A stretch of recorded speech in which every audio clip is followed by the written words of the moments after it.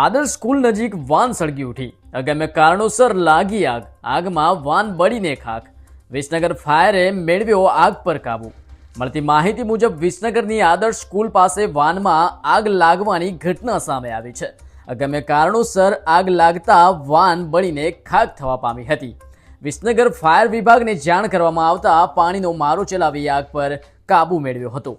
અચાનક લાગેલી આગમાં વાન સંપૂર્ણ બળી જતા મોટું નુકસાન થવા પામ્યું છે.